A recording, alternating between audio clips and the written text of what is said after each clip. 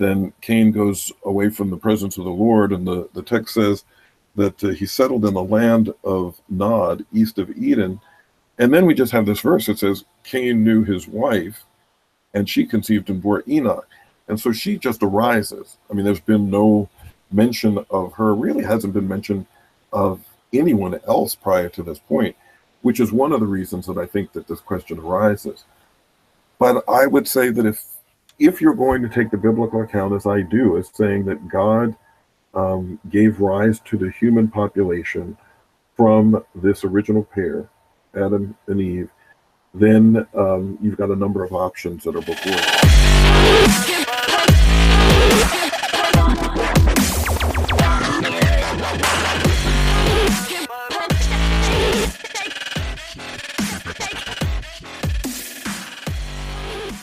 Another episode of the Jude 3 Project podcast.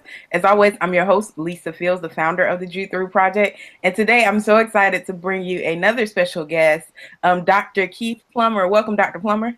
Thank you very much. Thanks for having me. Thank you for agreeing to be on the podcast. I'm excited. I've been following you on Twitter for a while, and we both share a mutual love of apologetics. So I'm thankful to have you here to talk about a controversial topic and also to talk about your love for apologetics as well. For those who haven't heard of you or don't know who you are, can you just give them a little bit of background? Sure. I am currently a professor of theology at Cain University, which is in Langhorne, Pennsylvania. And I'm in my 8th year here, where I teach a number of Bible and theology courses. Prior to that, I pastored as an associate pastor for roughly 18 years. And I have an MDiv from Trinity Evangelical Divinity School with an emphasis in apologetics, and a PhD from Trinity in systematic theology. I am married and have 2 children, both of whom are studying here at Cairn. So that helps. But yeah, that's a little bit about me. I became a believer when I was in college. And my interest in apologetics arose out of a time of very severe and intense doubt shortly after coming to Christ. And maybe we can talk about that later, but that is what really gave me my initial interest in the subject. That's awesome. So what? And before we go on, because you got to say some things about following me, I just want to say I have been following you. And I've told you this privately, but I want to say it publicly. I really, really admire and appreciate the work that you are doing, and just want to encourage you in that. So it's an honor to meet you, honor to be a guest, but I wanted to let you know that I am really, really appreciative of your ministry. Thank you so much, Dr. Plummer. I really appreciate it. That means a lot coming from you. When you talked about it, struggling with your own doubts and coming to love apologetics through that, what were those things that you were questioning that kind of led you to your passion in apologetics? When I became a Christian, it was through my involvement in a gospel choir, actually, in college, a student-led gospel choir that I had some friends in, and I'd grown up singing, and I loved to sing, but until I was saved, it was just a performance. It wasn't singing to the Lord. It was singing to whatever audience was assembled before us. And after I became a Christian, I noticed a number of significant changes subjectively in me. The first, obviously, I had this sense of being cleansed from a guilty conscience, that I had actually been pardoned. There was the realization of wickedness in me, and that had come out of me, that I needed forgiveness for, and I felt that I had. There was relief there. There was joy where there hadn't been joy before. There was an inner rest that I had not known before, because I was a very restless person. And there was a sense of peace. But I began to wonder whether all of this was just like a head trip, whether Christianity was really true. What I was experiencing, was it because it was grounded in reality? That it was grounded in actual events? Or was it just a matter of, well, as long as I believe this gospel story, I feel these things, and have these experiences, but it doesn't really matter whether or not it is true. And that sent me on a spiraling down that I describe as hellish. Because unlike before I became a Christian, where I was asking questions to try to poke holes in it to protect myself from its claims, now I wanted Christianity to be true, but I was wondering whether or not it was. And so I was doubting the existence of God, the authority of Scripture, the possibility of the miraculous, the existence of Jesus, and if he did exist, did he really make the claims about himself that the Bible says? It was a really, really tumultuous and it was a very disturbing position to be in. And unfortunately, many of the people that I was asking for help from about these things weren't very helpful. And it wasn't because they didn't want to be, but in many respects, it was because they weren't equipped. And so I had people telling me to do things like confess your doubt to God as sin, ask him for forgiveness, go on.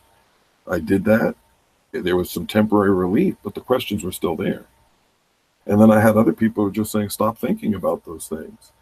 And I would have given anything to stop thinking about those things, but I couldn't. And so it was through what I now know is just a providential act of God, but humanly speaking, it was a fluke. I came across the work of Francis Schaeffer, and that was the beginning of answers to some of my questions. And it was, I tell people that Francis Schaeffer's writings were a stream in the desert to me. Because here I was seeing someone who was taking seriously both a heartfelt passion for Jesus, but also the life of the mind, and taking seriously the intellectual questions and philosophical questions that were just creating so much consternation, trouble for me. I could definitely agree with that. My story is similar going through college. Well, I grew up in church, but it wasn't until college that I started wrestling with my faith and the existence of God, reliability of Scripture. All of those were questions for me that deeply troubled me and sent me through a very tumultuous season of my life. So I understand that feeling. And so what Francis Schaeffer to you, Ravi Zacharias' works were for me during that time. So I definitely can understand. And I think a lot of people in church are in that same faith crisis.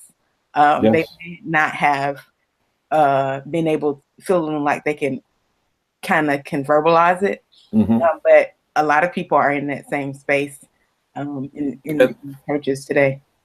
And related to that, in both of our situations, it shows that, while we often think of apologetics primarily, if not sometimes exclusively, as being directed towards unbelievers, there is a great need for apologetics as a ministry amongst believers.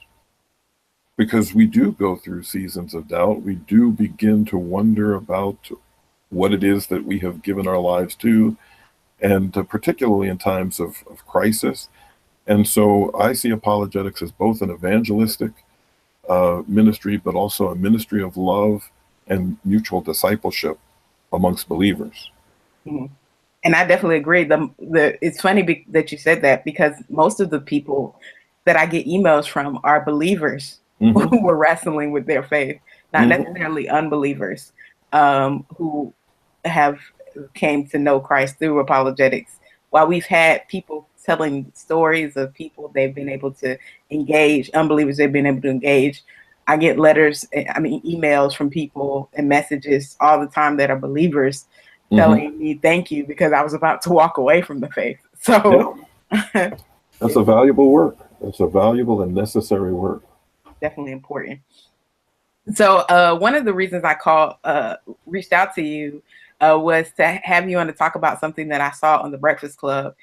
And for those who do not know, the Breakfast Club is an urban radio show with DJ Envy, Angela and Charlemagne the God, and they're very popular amongst Black millennials and Black Gen Xers, Gen Z, I think it is, yeah, Gen Z. I think we're up to Z now. I don't know what's going to happen after Z. We've reached the end of the alphabet. That's right. Go back to A. Well, I guess we never started at A, but it'll be something else. Yep. So they were on the Black Breakfast Club talking to Carl Lentz, and Charlemagne was asking a series of questions because a series of questions. He always kind of asks some controversial questions, and one of the ones he said the Bible is full of fake news, we believe. And so Carl Lentz said, well, what is that fake news? And he was like, well, I think the lies we love is how he described it. The Bible is full of the lies we love. And he talked about the law and eating pork. And he talked about pork. And then the one that stood out to me was he asked about Cain's wife. No, he asked about slavery in the Bible and how the Bible is used as a way to control African Americans throughout slavery, which is something we've talked about here a lot of Jude 3. But he also talked about Cain and where did Cain get his wife from. And I thought that was interesting that he would have that question. And apparently, I think he said he's read through the Bible, and he grew up Jehovah's Witness. So I think he has, some tension there as well. But he asked, where did Cain get his wife from? And I know that probably when people heard that on the radio, I know there's millions of Black millennials and Gen Zers listening. And somebody probably thought, that's a good question. I never thought about that. Because oftentimes we read the Bible, we don't read it and think through what we're reading. We just read it to read and not critically think. And so that is a valid question that many people are struggling through. And I just want to talk about it here on the Jude Through Project.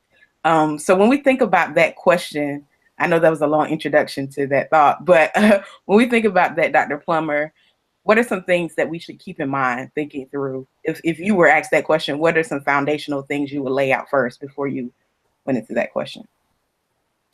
Well, among them, I would say that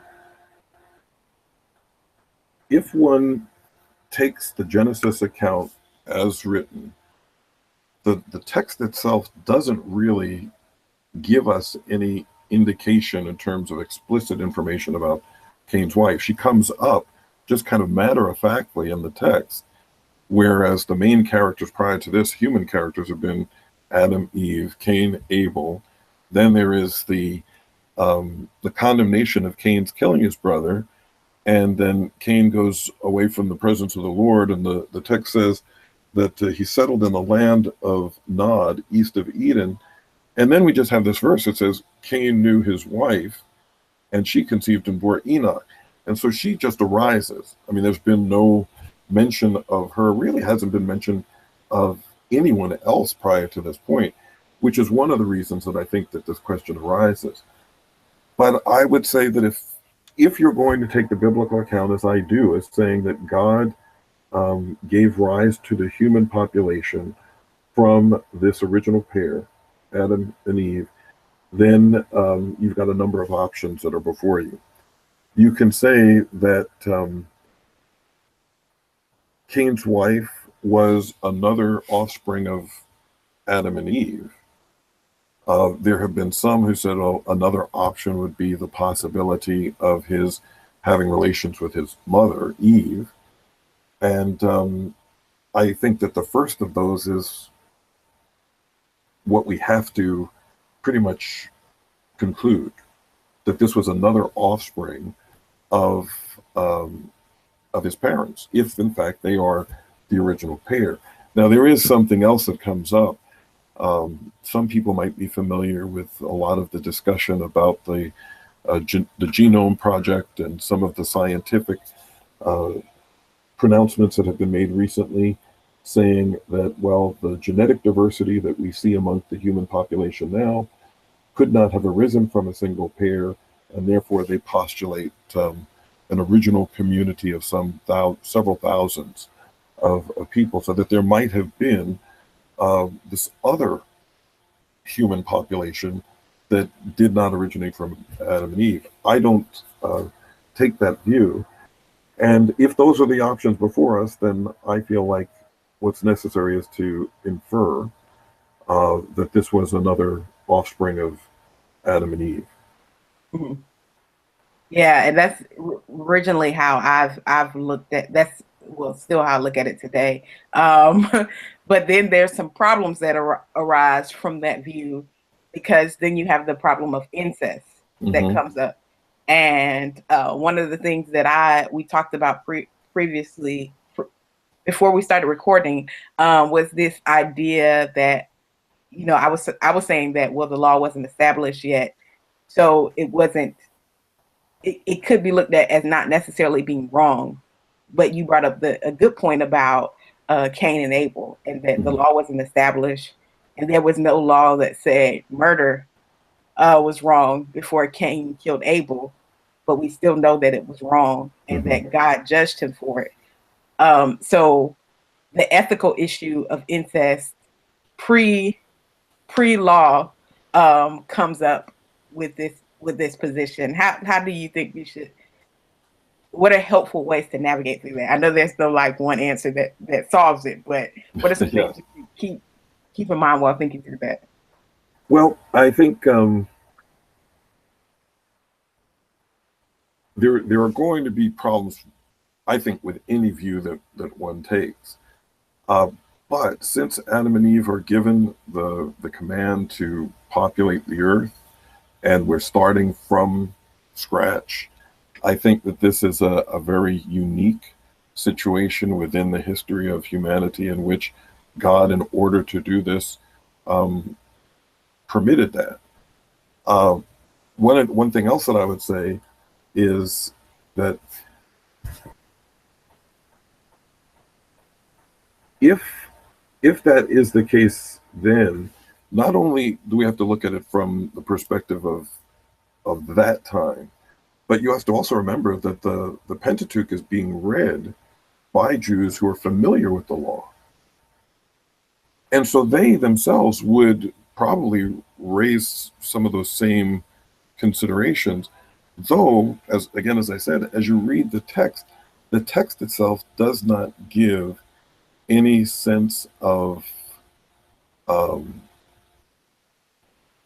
necessity to explain how this corresponds with what will later come with respect to the specific prohibitions against certain kinds of sexual relations. So I would have to say that I do not have, to my own satisfaction, a full explanation of that, but I think, at least for the time being, that is, what I see as the most plausible answer.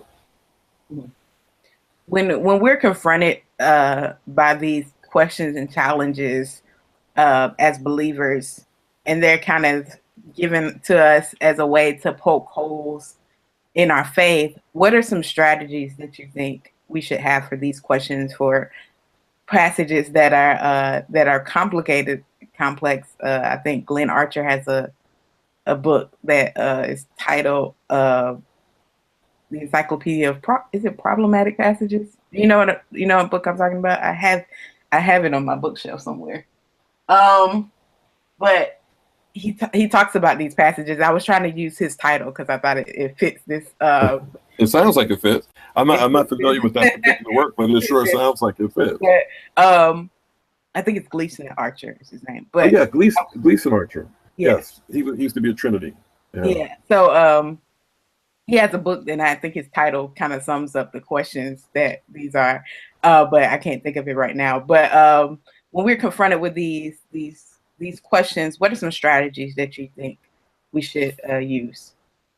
Well, I think one thing that we need to do is to admit when there are some things that are on the surface problematic, and to acknowledge that there are things that we don't fully understand. We can give our best, and that's what I was trying to do, give our best understanding of it, but to say, there are some things that are beyond my knowledge uh, concerning the exact answer of that. and acknowledge some of the internal problems that may arise with a particular view, such as, in this case, well, what do we do about the issue of incest, particularly in light of what comes later in the law? But I also think it's necessary to ask questions of people. And I think that a lot of times what people will want to do is they'll want to focus on particular issues, as you said, to poke holes in the Christian faith. But I still think we need to challenge people with the questions about what view of reality makes the most sense of life as we live it. So, for example, one of the things that has interested me is, like you have talked about, how it is that some in the Black community point to how Christianity has been used to justify slavery. And that is certainly an apologetic issue that needs to be answered. What has interested me is seeing a number of young Blacks going over to basically Enlightenment, rationalism, and atheism, not realizing that that has a particular cultural context as well, and a tradition that is Eurocentric and has not always been favorable to Blacks either. So, and I think that there is a problem with just naturalism as a philosophy on many grounds. And so, where people want to talk about issues of reasoning and justice and ethics, all of which are very important, I think we need to push back a little and say, okay, how is it that your view of reality actually makes sense of these things that we both say? The ability to reason and draw rational conclusions, the ability to make ethical judgments, the ability to appreciate beauty. How is it, which worldview actually makes the most sense of what it is that we both value? And I would make the point that Christianity is superior in that regard. Mm-hmm. When we talk about justice and, like you're talking about, kind of leaving Christianity because of this idea of it's oppressive, especially to African Americans, I think a lot of times, and what I'm seeing in conversation, is the inconsistency of the argument when it comes to justice, because it is a demanding of justice and also a this need to hold on to the idea that truth is kind of relative, and it's your truth and my truth, and not seeing the tension between the two, that justice can exist if everybody is there, gets to dictate what is true to them. And so it's been interesting. I'm sure you see it all the time. Yeah, I mean, if there is no grounding for moral values in an objective sense, there is no objective goodness, then, as you pointed out, there is no justice. There's only thing that there is a variety of personal likes and dislikes. But to say that anything is actually unjust doesn't make any sense.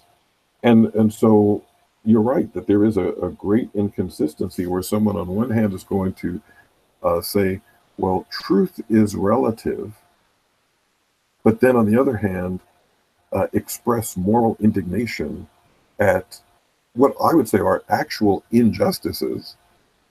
But it makes sense for me to say that there is such thing as actual injustice, because I believe that there is a just one whose being and character is the foundation for absolute and objective justice. So you're very right. There is an inconsistency there. Mm-hmm. And I guess that kind of brings us full circle to the conversation, because God is advocating for justice on Abel's behalf. in the Cain, but it comes pre-law. So it's this idea that justice has always been on earth, a God idea before even the law was presented. Yes.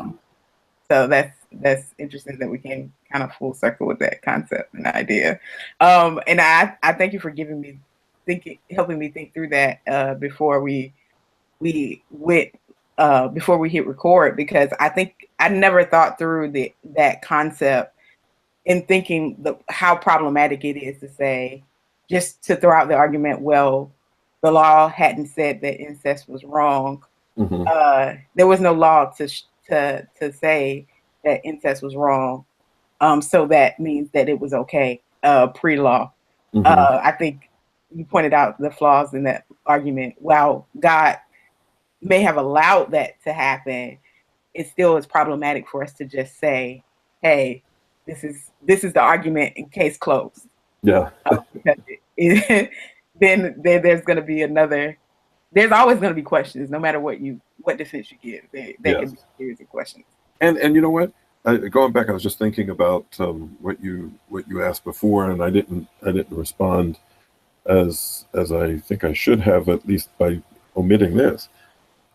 We've got to take things back to who is Jesus, because admittedly there are numerous questions that can be raised about particular issues of the text, but in terms of the gospel, the issue has to be, who is this one who made these claims about himself and made these claims about our eternal destiny hinging upon how we respond to him? Though we have to address those, particular issues that arise, I think we also want to get someone back to rethink the claims of Jesus Christ. And that's not to evade or avoid the other issues, but it is to say, you know what, that is something worth considering. But there's something that is even more important to consider, and that is the identity of this one who made these very astounding claims. You mentioned something that I meant to ask you about, dig deeper into. You talked about a third view in which people suggest. So the first view was that that Adam and Eve had other children besides Cain and Abel. The second was that Cain had incest. Had a sexual encounter with his mother.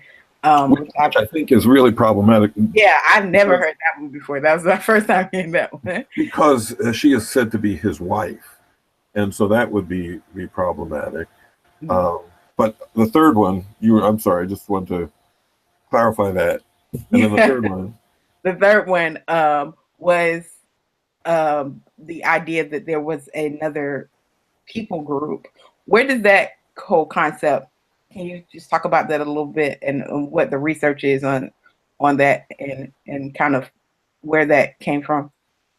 Well, that comes from things within the text that, for example, the question of whom was Cain afraid when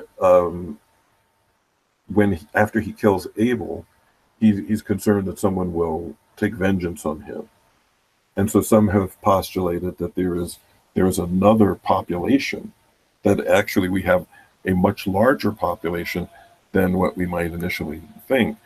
And on these three views, I'm relying on the work of a man named David Lamb. He's an Old Testament scholar.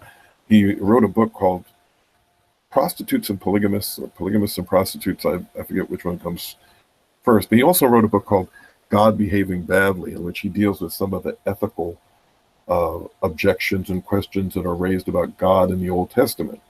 But in the book about sexual ethics, the second one that he wrote, he does briefly, he does some discussion of that. I would also recommend, a